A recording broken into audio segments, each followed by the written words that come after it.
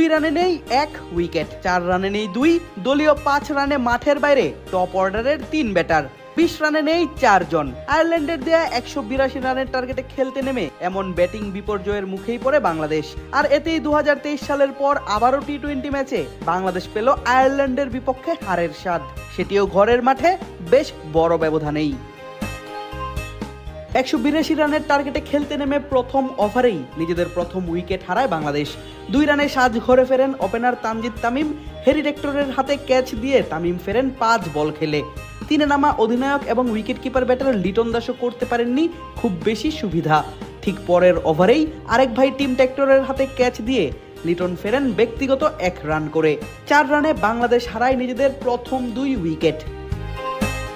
দলীয় 5 রানে ব্যক্তিগত 1 রান করে ফেরেন আরেক ব্যাটার পারভেজ ইমনও। আর 3 টপ অর্ডার ব্যাটারকে মাত্র 5 রানেই হারিয়ে বেশ বিপদে পড়ে বাংলাদেশ।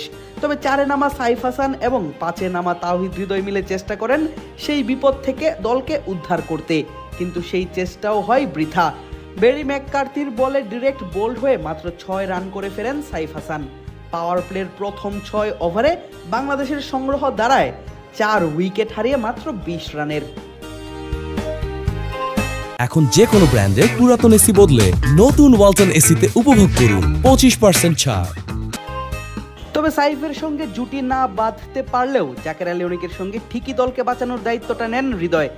বাউন্ডারি, ওভার বাউন্ডারি আর সিঙ্গেলে দলকে এনে দিতে থাকেন বড় সংগ্রহ। 10 ওভারে বাংলাদেশের সংগ্রহ দাঁড়ায় 59 রানের।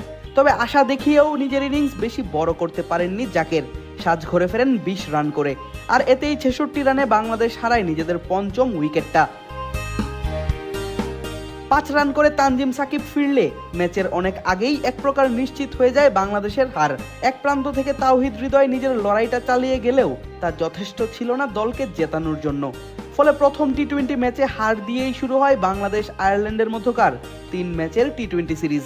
এর আগে টাইগার বোলারদের উপর ছড়ি ঘুরিয়ে আয়ারল্যান্ড সংগ্রহ করেছিল 181 রানের বড় সংগ্রহ।